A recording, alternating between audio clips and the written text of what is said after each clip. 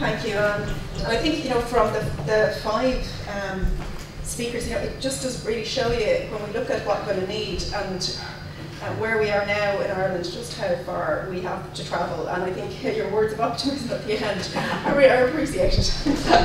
But the distance is huge. So we have 10 or 15 minutes now to have a discussion. So there is a roving mic. So if you want to indicate, if you want to ask something, or if you want to comment on what you've heard, and if you want to say your name, and if you're from an organisation, if you want to say that as well. And I'm just going to take a few, and then I'll come back to the panel. Yeah. I think there's a roving mic.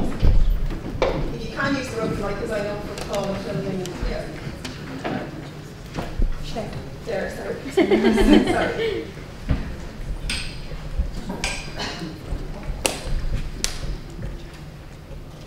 I could probably shout while that's I think it's a really good panel about the information, because it's not just a discussion about what we're fighting for in terms of receiving the aid and then building those services, which I think is essential. It's not enough for women to meet friends in alleyways and get packages of pills, etc. We need services that provide for all women. Particularly, I'd say, case of fatal fetal abnormality, for example, that would tend to be later in a pregnancy, and you need surgical interventions at that stage. So obviously we need to fight for the legal framework to be able to build that kind of a service. But I think right now, as regards information, we also have to step up and provide that information. Many of us are doing it all the time, talking openly about the safe services that Sally would have mentioned in terms of Women on Web, Women Help Women, websites that are there run by amazing doctors and pro-choice volunteers who provide not just information but also the physical pills to allow women to have safe illegal abortions that are very similar obviously to the safe legal abortions that many women are having in BPAS clinics, etc., using medical abortion. I think that providing that information, number one, is a direct challenge to the 8th Amendment. It's saying you can have your law that's trying to tell us what to do, but actually it's not stopping us. It's not able to control swallowing in that way, but also that if we have abortion laws that are brought in as some kind of, oh, we'll help this small number of women in this small group, that's going to be irrelevant, because we're going to have these abortions anyway. And to say we'll break these laws when necessary to provide services for ourselves, for our friends, etc. So I think we need to be providing this information, breaking the Abortion Act, the Information Act, and also breaking the Protection of Life During Pregnancy Act, and telling women who want to have abortions about these safe services. So I think a lot of the women that were mentioned in the specific stories could actually be helped by these early medical illegal abortions if they had that information, which we can and should be providing right now. Okay, thank you. I'm going to take a few more and then just come back to the panel at the end. Yeah. My name is Christina McElroy. My question is, when the 8th Amendment... Can you just speak up as much as you can? We're trying to get the mic. Okay. When the 8th Amendment goes, my understanding is that there will be a gap which will leave women's lives in even more danger, because the recent Protection in Pregnancy Life Act that came in, that it will go. So I just would think that whilst, yes, we need to put it to legislators to start writing legislation, I think we really need to look at protection of women's lives, because that's where I'm coming from. As a mother, and I hope at some point to be a grandmother when my daughter has perhaps a child or does choose not to have a child. But it's really important that we look at the gap that's going to be there and plan for it. Okay, thank you. Is there any other comments, questions?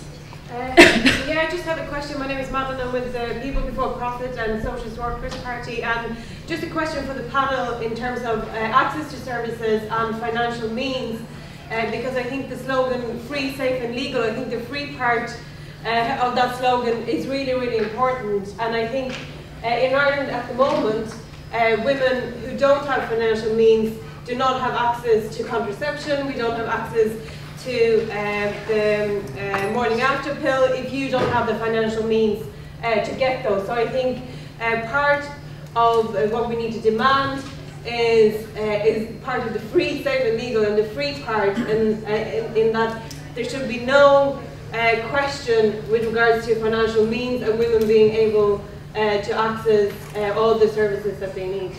Okay, thank you.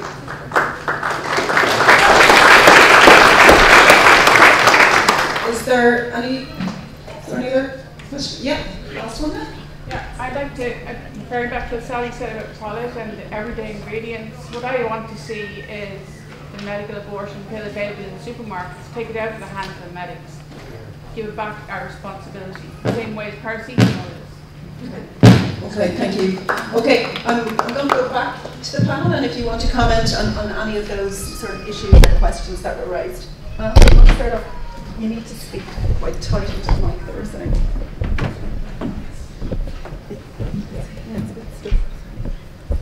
Okay, on the free thing, I think it's absolutely, completely essential that we recognise that women do need the financial support and that it's something that the state should be supporting like any other kind of healthcare. Reminds me that I had a very entertaining episode organising on a demonstration many years ago where I put in an order for a banner with a headline of the banner of the group that I was marching with was supposed to be saying free abortion on demand.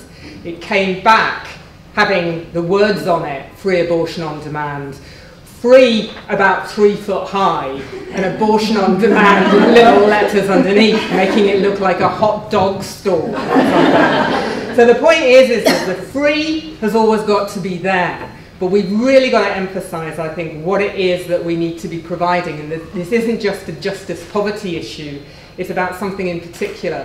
Just to say very quickly on the gap about going for decriminalisation or getting rid of the eighth.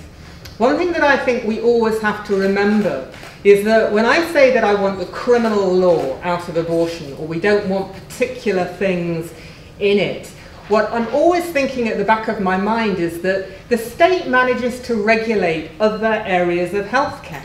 You know, even in Ireland, it's just, you know, the Eighth Amendment presumably only really affects abortion. So getting rid of that doesn't get rid of all of the other safeguards on maternity and motherhood. But Sally would know more about that. Well, just to follow up, I don't know anything about Irish law, other than the bits we imposed on you at some point in the past and you haven't got rid of that. But I have spent quite a lot of time thinking about that in the British context, and that's right. So if you get rid of specific criminal prohibitions on abortion, you've still got a ton of law. I mean, if you, the doctors in the room who do other kinds of practice, do you feel under-regulated in the context of your practice more generally? Of course not. You've got health and safety regulations, you've got general criminal prohibitions, you've got the prospect of being sued, all of those things. So it doesn't leave a legal vacuum, but it does clearly require careful thought. So we all need to be thinking, I mean, in the context of our British campaigning as well as the Irish campaigning, what would come afterwards.